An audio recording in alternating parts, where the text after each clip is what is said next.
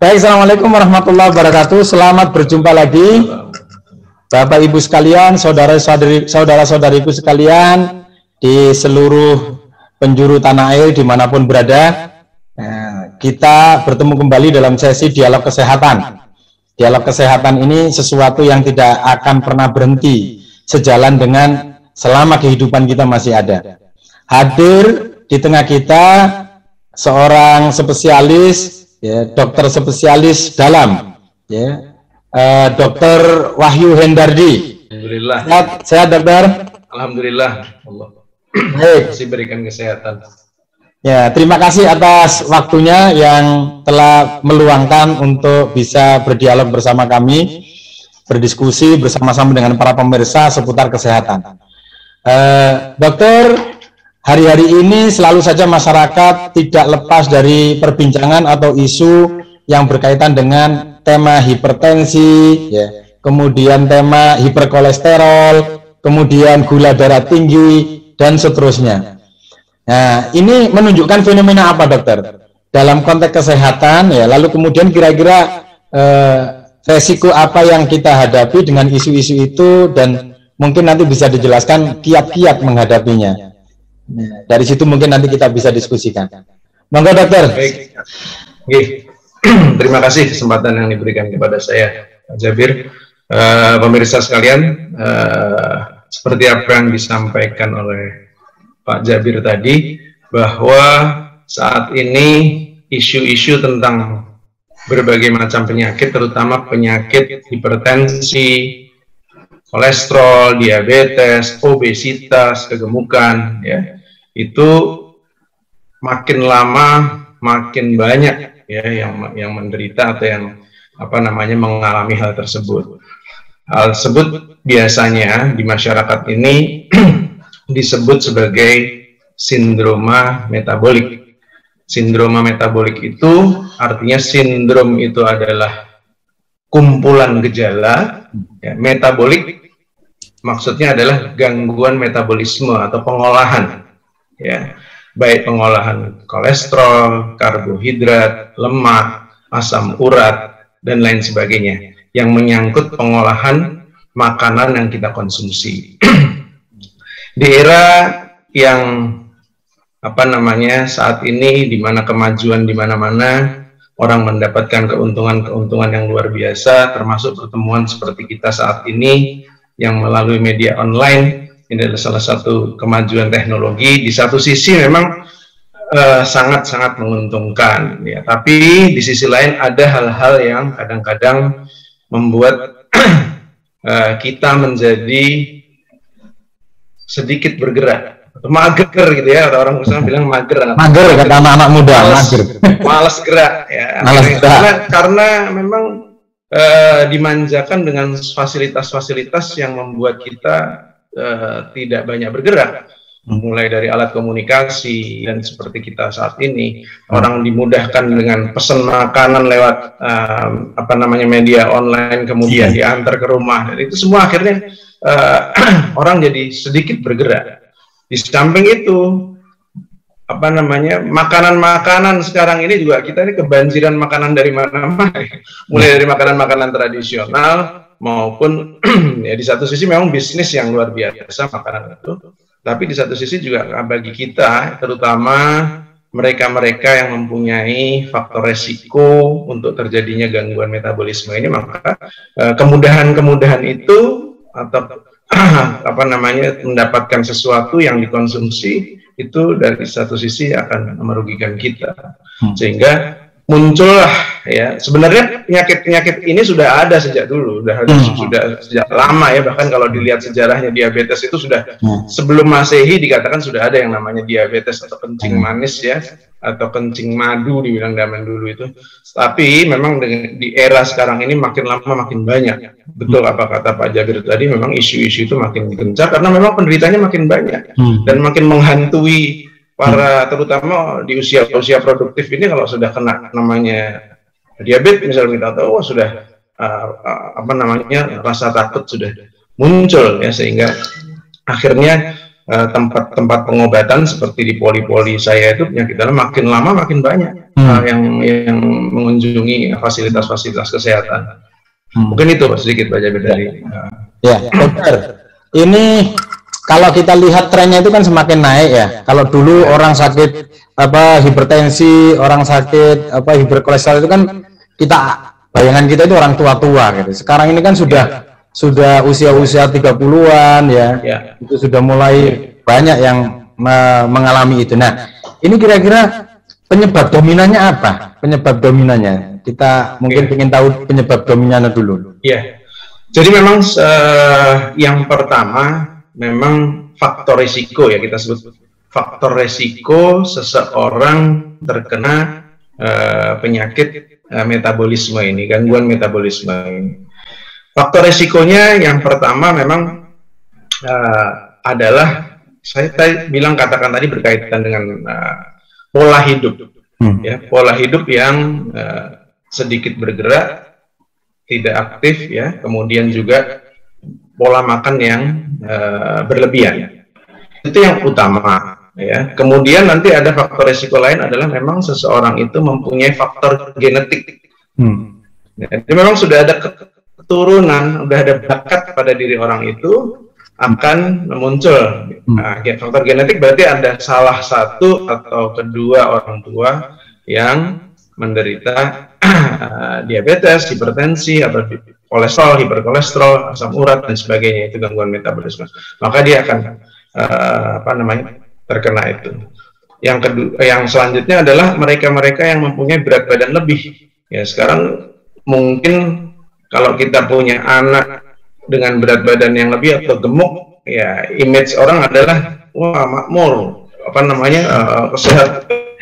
sehat anaknya, gemuk-gemuk gitu, itu bangga gitu ya. Tapi sebenarnya itu adalah menyimpan suatu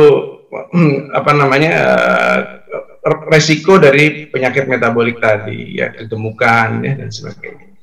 Itu mungkin beberapa hal yang baru. Nanti kemudian memang ada usia, ya, usia di atas 45 tahun, lebih berisiko dibanding yang muda-muda. Tapi karena sekarang seperti itu trennya, memang bahkan anak usia SMA yang saya temui beberapa sudah menderita diabetes yang tidak disadari karena memang masih muda, orang tuanya nggak sadar, dia sendiri juga tidak menyadari, taunya ada gejala-gejala yang mengarah kepada diabetes, ternyata dicek gula darahnya ternyata memang tinggi, usianya masih muda. Baik, mungkin itu sedikit. Lalu kemudian bagaimana hubungannya dengan pola makan, lalu kemudian tadi ada mungkin pola hidup termasuk juga kegemukan itu mengganggu metabolisme itu? Ya. Jadi memang yang pertama adalah tubuh kita ini memang sebenarnya sudah disiapkan oleh Allah dalam kondisi yang keseimbangan yang luar biasa. Kalau kita belajar masalah biologi dan sebagainya, dengan berbagai macam namanya istilahnya homeostasis, ya, keseimbangan di dalam pengolahan makanan itu. Ya, tetapi kadang-kadang ya itu tadi masalah pola makan, pola hidup yang berlebihan, dan dia ada riwayat atau secara genetik mempunyai riwayat kedua orang tua atau salah satu orang tua.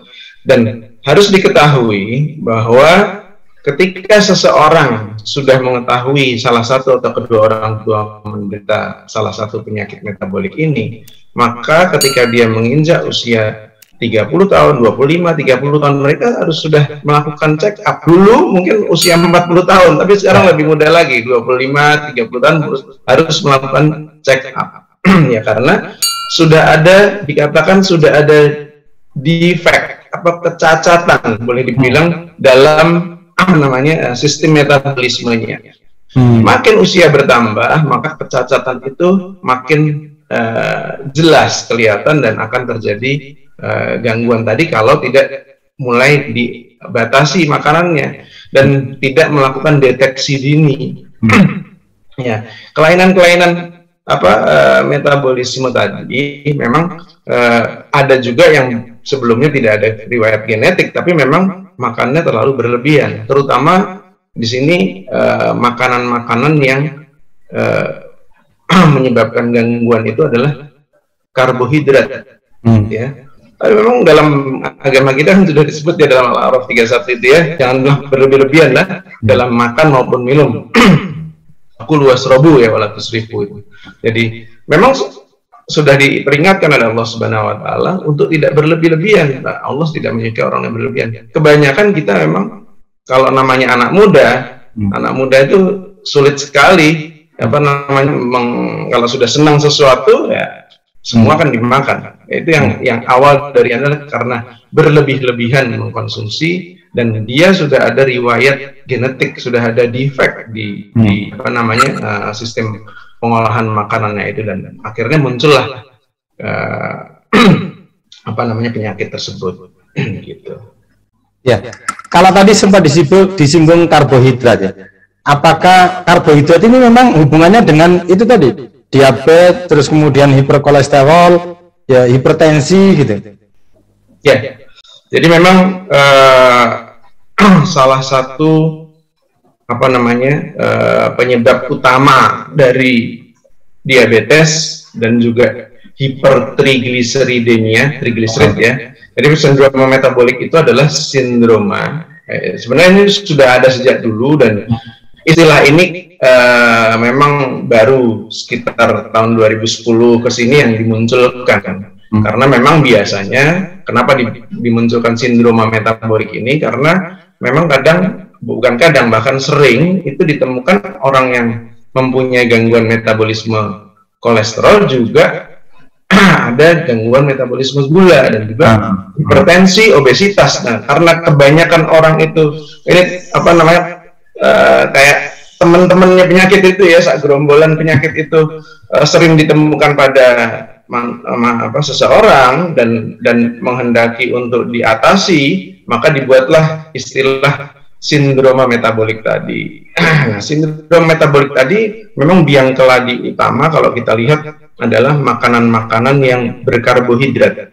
Sementara orang-orang sekarang yang masyarakat pada umumnya, ketika saya tanyakan, Ibu, Bapak dikurangi karbohidratnya ya, yang mereka pahami karbohidrat adalah hanya nasi.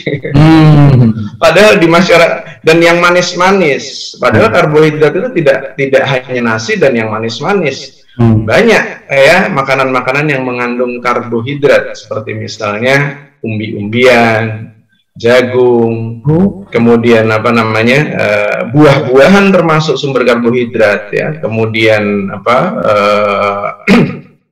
beras, semua yang dari beras ya, baik itu beras merah, beras itu juga semuanya adalah berkarbohidrat. Sehingga mereka-mereka yang sudah mempunyai keturunan atau secara genetik ada kedua orang tuanya atau salah satu tadi ini, maka harus berhati-hati terhadap konsumsi karbohidrat ini. Mungkin kalau mereka yang tidak ada riwayat keturunan bisa lebih longgar, artinya masih belum ada kelainan atau defect secara dilihat dari sisi keturunannya. Tapi kalau yang sudah, itu harus mulai berhati-hati mengkonsumsi karbohidrat tadi, karena ini biang keladi dari akibat karbohidrat ini, maka orang bisa menjadi gemuk ya, yang ada penyimpanan pengolahan karbohidrat itu kalau tidak benar maka akan ditimbun dalam bentuk nantinya metabolismenya dalam bentuk lemak juga, trigliseridnya akan tinggi karena karbohidrat yang kita konsumsi itu selain karbo juga mengandung trigliserid yang tinggi, sehingga metabolisme lemak juga terganggu yang nantinya belakangan akan terjadi penimbunan dan orang itu akan kegemukan atau obesitas atau berat badan lebih, dan nantinya semua itu akan bisa menyebabkan tekanan darah tinggi. Jadi orang gangguan metabolisme karbohidrat bisa menyebabkan darah tinggi karena kalau dengan karbohidrat yang tinggi maka gula meningkat sehingga beban pembuluh darah itu jadi berat baik ya, jadi berat, kemudian terjadilah kerusakan pembuluh darah, akhirnya aliran darah tidak lancar, muncullah hipertensi. Tapi hipertensi sendiri juga bisa menyebabkan orang yang mempunyai riwayat atau keturunan hipertensi, struktur pembuluh darahnya sudah diturunkan melalui bapak ibunya, maka dia juga bisa mengganggu aliran darah aliran darah ke pankreas terganggu, jadi orang yang hipertensi kalau nggak terkontrol bisa jadi diabetes juga. Begitu ya. Begitu juga. Jadi memang seperti lingkaran setan, ya. Hipertensi tidak diatasi bisa menjadi diabetes atau sebaliknya.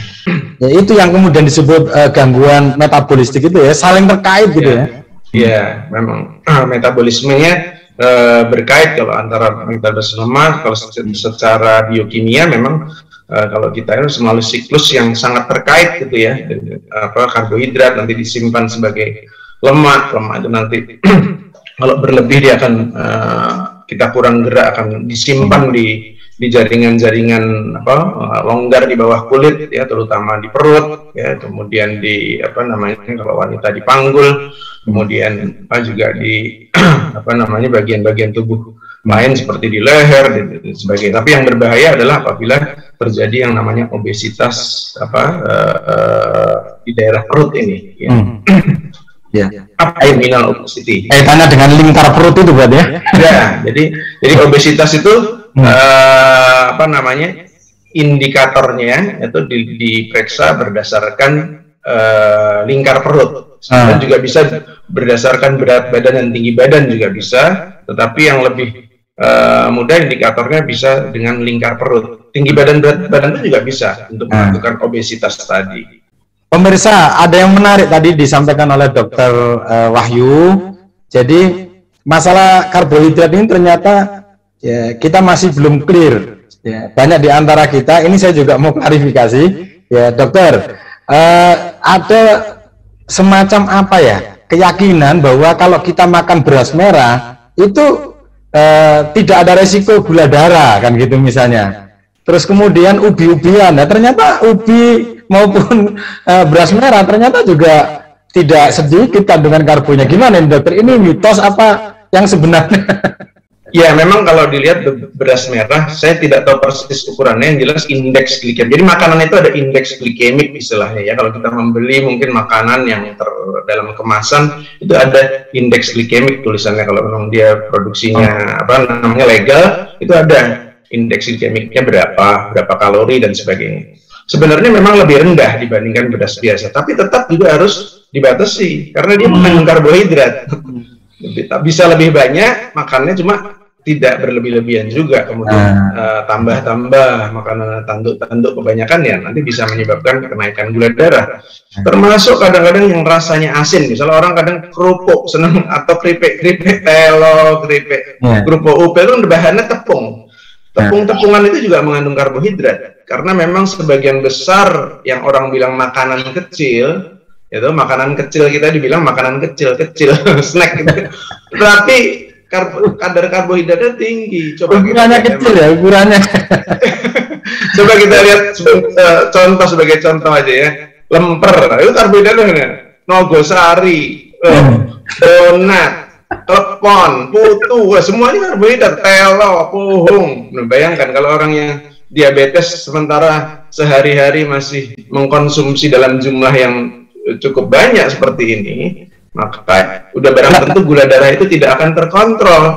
Gula darah itu tidak akan terkontrol, walaupun dikasih obat nanti dokternya nuruti kadar gulanya ditambah dosisnya, lalu masih tinggi ditambah dosisnya. Padahal sebenarnya bisa dengan, memang ini sesuatu yang sulit untuk pengobatan ini dalam hal masalah pembatasan makanan ini, karena butuh kedisiplinan dari penderita. Gitu. Ya, tapi dokter, apa ya? Berarti ubi-ubian itu juga umbi-umbian itu juga sumber karbohidrat. Sumber karbohidrat. Jagung juga sumber karbohidrat. Jagung. Kan ada persepsi, wah ini pengganti nasi, itu yang penggantinya ubi. Ya. Tapi yang disalah artikan nanti kalau ubi boleh banyak makannya, padahal juga harus dibatasi. Gitu ya. Harus dibatasi. Begitu. Ya. Seperti tadi ada pasien saya masih muda, usianya 36 tahun. Dia sudah menderita diabetes sejak usia 29 tahun. Ya, 29 tahun diabetes. Nah, masuk rumah sakit karena vertigo, ya, karena vertigo. apa muter ya karena gangguan pembuluh darah di otak. Itu gulanya kok nggak turun-turun, sudah saya kasih tahu kemarin waktu visite, ternyata tadi dicek gula darah 322 habis makan. Duh, kok nggak terkontrol, apa yang kamu makan? Setelah makan nasi langsung makan dessertnya atau makanan apa namanya cuci mulutnya pisang sama anggur. Oh. Sudah makan nasi satu porsi ditambah pisang, tambah, bayangkan dengan dosis yang sudah stabil tadinya bagus, konsumsi yang berlebihan pasti akan naik gulanya. Jadi memang itu kan karbohidrat semua tuh, anggur karbohidratnya tinggi, pisang karbohidratnya tinggi, nasi karbohidratnya tinggi, dijadikan satu dalam satu apa namanya menu tanpa jeda, ya belum ada pengosongan lambung, kemudian diisi dengan pisang dan sebagainya, maka akan tinggi. Nanti yang sering-sering penderita diabetes itu tidak terkontrol gula darahnya karena menganggap ketika misal dia cek gula darah, wah normal sekarang, dianggapnya normal itu akan berlangsung terus sampai berbulan-bulan. Padahal kalau kita cek gula darah sekarang normal, itu hanya menggambarkan kadar gula darah saat itu saja, jam itu saja. 1 jam lagi bisa berubah apabila diberi asupan yang berlebihan. Jadi gula darah itu fluktuasinya luar biasa, bisa tiap jam itu berubah. Ya, kalau memang yang kadang tidak dimengerti oleh masyarakat, menganggap ketika kita cek darah, padahal orang itu kalau mau cek darah, misalnya besok secara psikis dia, oh besok mau cek, makannya sekarang sedikit aja biar hasilnya normal gitu. Secara psikis kadang-kadang udah terpikir, oh besok harus cek, ya makannya sedikit aja, hasilnya bagus itu, tapi menunjukkan gula darah saat itu saja. Nanti misalnya 1 jam lagi dia makan, bisa berubah lagi kadar. Baik, jadi ini menarik ini. Berarti kalau kita dengar dari penjelasan Dr. Wahyu tadi, para pemirsa, makan buah pun nggak boleh berlebihan kan? Iya. Yeah. Mungkin ada catatan dokter, buah-buah apa saja yang kandungan karbohidratnya itu cukup signifikan pengaruhnya kalau agak berlebihan? Iya. Sebenarnya hal ini memang dikhususkan sebenarnya bagi mereka yang mempunyai faktor resiko tadi. Sudah punya faktor resiko ya? Faktor resiko kita harus berhati-hati. Kalau yang tidak mempunyai faktor resiko, saya kira ya masih usia muda masalah ya. Tapi kalau sudah usia 45 tahun ke atas, itu kan juga salah satu faktor resiko. Usia 45 tahun ke atas itu salah faktor resiko gangguan metabolik. Tadi ya, karena sudah ada mulai penurunan fungsi. Jadi itu juga harus mulai membatasi.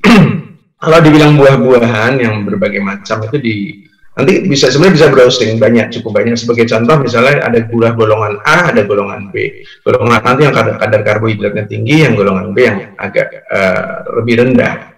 Ya kalau yang tinggi itu yang sudah jelas adalah mangga, pisang, kemudian apa namanya jeruk, itu dikatakan termasuk sawo yang jelas. Yang agak rendah biasanya apel, melon sama pir, itu dianggap agak sedikit apa namanya tidak terlampau tinggi. Tapi kalau dimakan berlebih-lebihan juga artinya begini, kalau orang itu mau makan buah agak banyak, saya mau ya udah apa namanya sarapan atau makan siangnya atau makan malamnya diganti buah itu aja karbonya, jangan berlebih-lebihan habis.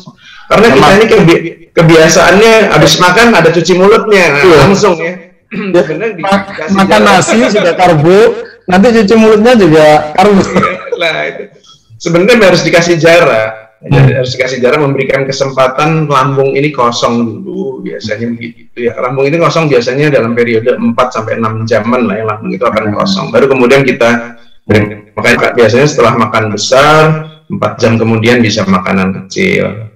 Jangan makan di satu waktu yang bersamaan, maka akan menyebabkan kenaikan dari kadar gula darah bagi mereka-mereka yang memang sudah terganggu metabolismenya ya. Tapi kalau mereka yang metabolismenya masih baik, tidak ada faktor resiko, artinya dia sudah mempunyai pola hidup yang bagus, rajin olahraga, maka untuk makanan yang agak berlebih, saya kira karena metabolisme masih bagus, tubuh ini masih bisa mengkompensasi.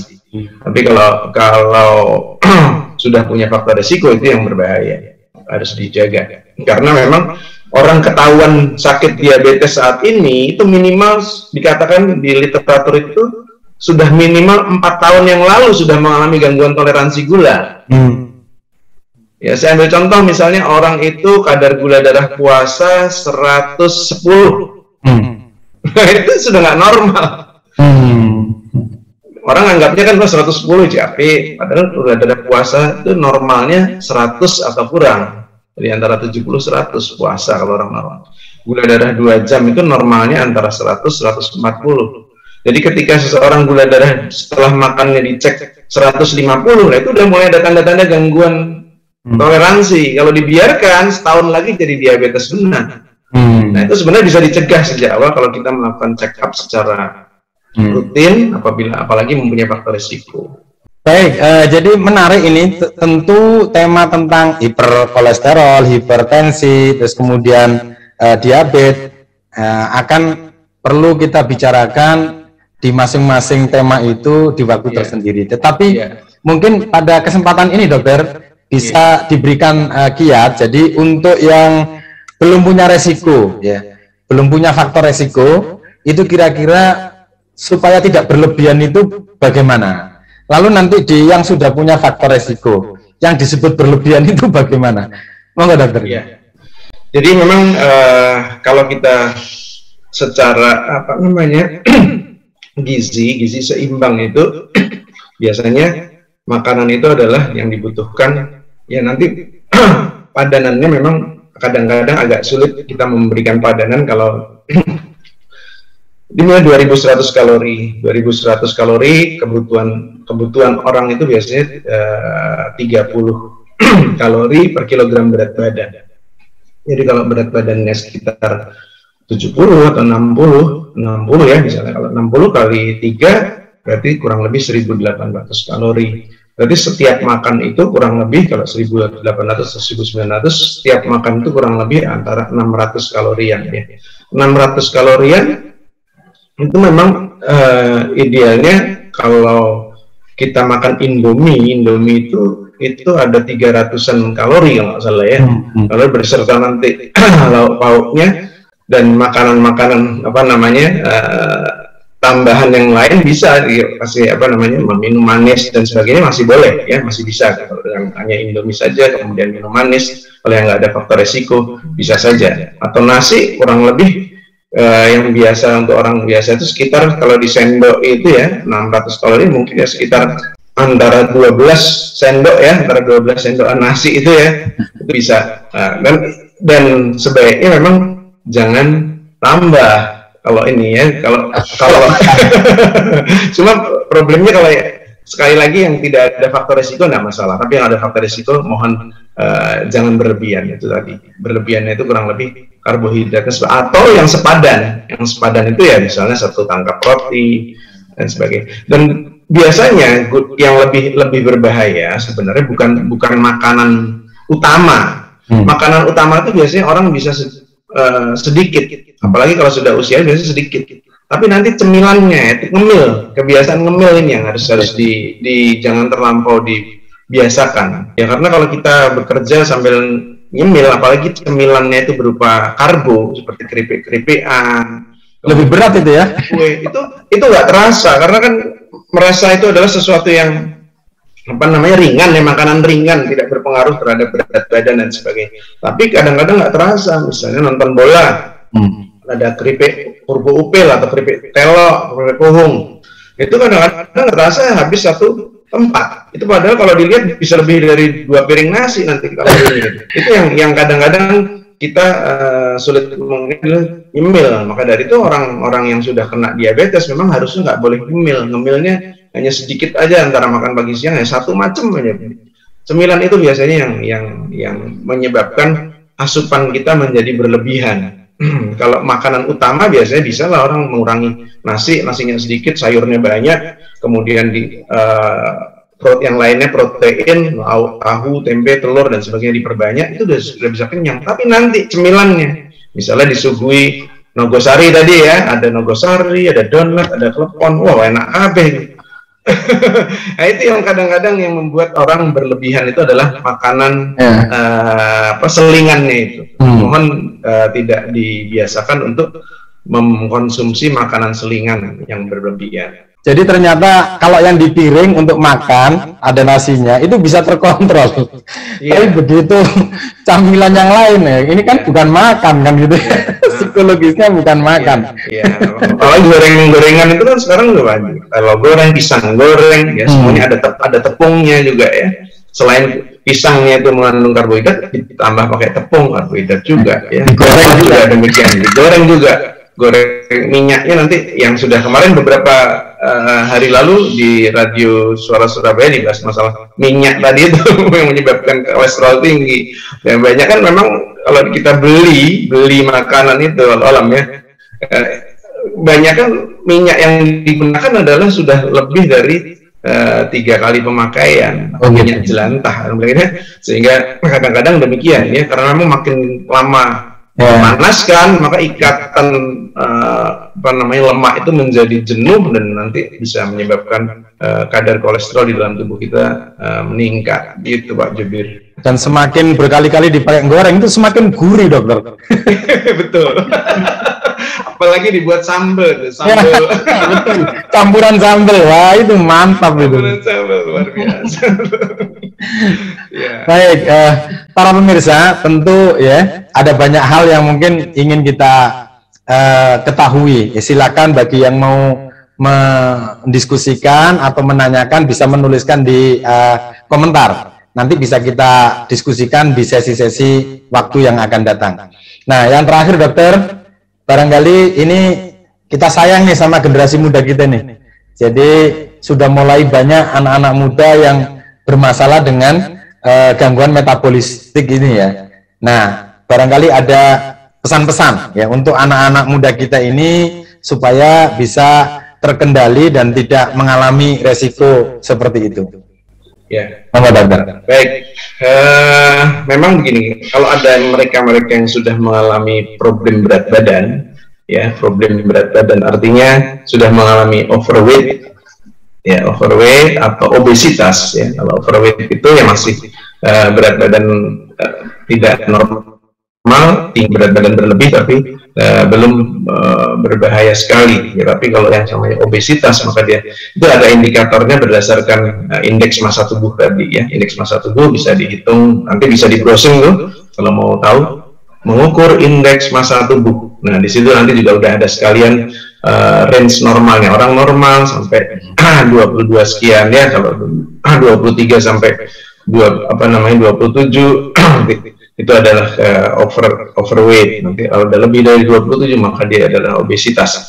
Nah, kalau mereka yang anak muda yang sudah mengalami kelebihan berat badan, mohon sekali diperhatikan makanannya, karena itu adalah bibit dari munculnya penyakit-penyakit rentetan terjadinya penyakit-penyakit metabolik yang berikutnya ya, seperti tadi ya, kolesterol. Kemudian dengan cara mengurangi makan dan juga tidak hanya makan saja, pengobatannya adalah olahraga. Nah, olahraga itu juga kadang terlupakan. Orang pengennya kan instan ya, orang pengennya instan. Tapi kalau berobat pun juga pengennya instan, minum obat, bebas, makan bebas, nggak olahraga. Tapi nggak bisa kan, kalau sudah mengalami problem obesitas, berlebihan berat badan, segala karena semuanya itu berawal dari saat usia muda ya, ketika kemudian nanti kalau yang tidak terbiasa olahraga, ya mulailah dibiasakan olahraga yang diharapkan adalah yang kontinu. Kalau memang setiap hari, bisa dikatakan di literatur banyak menyebutkan 150 menit setiap pekan, setiap minggu. Setiap pekan ya? Setiap pekan 150 menit ya. Kalau mau tiap hari, nggak dihitung ya, kurang lebih 30 menit ya, selama seminggu 5 kali gitu ya. Atau tiap hari juga nggak apa-apa kalau udah terbiasa setengah jam, atau dibuat 1 jam seminggu 3 kali gitu bisa juga ya. Itu jangan lupakan olahraga. Apalagi mereka-mereka anak muda yang sudah mempunyai keturunan dari orang tua yang menderita diabetes, obesitas, hipertensi, atau punya riwayat serangan jantung, riwayat stroke. Itu adalah semua adalah tanda alarm, ya, peringatan bahwa Anda juga nantinya akan mengalami seperti itu kalau tidak berhati-hati sejak muda. Ya, karena itu harus. Dan yang selanjutnya adalah memang setelah usia, saya katakan tadi 30 tahun ke atas, mulailah melakukan check up, ya, check up, memeriksakan faktor-faktor kelainan metabolik tadi, ya, karena kalau nanti nggak ada kelainan, ya kalau ada sebaiknya 1 tahun sekali kita melakukan check up supaya bisa terdeteksi sejak awal. Ketika sudah mengalami gangguan toleransi gula untuk diabetes, maka bisa dicegah itu untuk tidak menjadi diabetes. Karena kalau sudah jadi diabetes, maka dia sudah seorang didiagnosis diabetes, maka seumur hidup dia menderita diabetes. Ya, hanya nanti entah dia terkontrol dengan olahraga dan dietnya, entah terkontrol dengan menggunakan obat-obatan, itu berdasarkan nanti kadar gula darahnya yang diperiksa. Jadi mungkin itu dari 3 hal itu yang sudah mempunyai keturunan, kemudian kebiasaan check up, dan mereka yang sudah mengalami kelebihan berat badan, itu mohon diperhatikan sejak awal sehingga tidak menimbulkan hal-hal yang justru akan merugikan. Bahkan kalau usia produktif sudah kena, itu nanti bisa produktivitas terganggu, kemudian keluarga juga menjadi korban, ya, karena kita tidak bisa memberikan ma'isyah yang cukup kepada keluarga. Nah, kalau kenaknya sudah usia 65 ke atas itu udah nggak masalah, artinya dalam tanda kutip bersuayai gitu ya, udah memang saatnya mengalami. Tapi kalau terjadi pada usia-usia produktif itu sangat merugikan kita semua. Baik, luar biasa para pemirsa pada kesempatan kali ini, tapi ya, bagaimanapun juga waktu terbatas, ya, maka silakan sekali lagi kalau ada yang mau ingin disampaikan bisa dituliskan di komentar sehingga nanti bisa kita diskusikan di waktu yang akan datang. Kepada Dr. Wahyu kami sampaikan terima kasih atas waktunya. Ya, semoga ini bermanfaat kepada kita semua, ya, dan khususnya generasi muda kita. Tidak boleh menjadi tidak sehat, apalagi loyo. Ya, semoga semuanya sehat selalu. Baik, demikian saya mohon maaf jika ada yang salah. Terima kasih atas partisipasi dan perhatiannya. Semoga kita semua sehat dan sampai ketemu lagi di kesempatan yang akan datang. Assalamualaikum warahmatullahi wabarakatuh.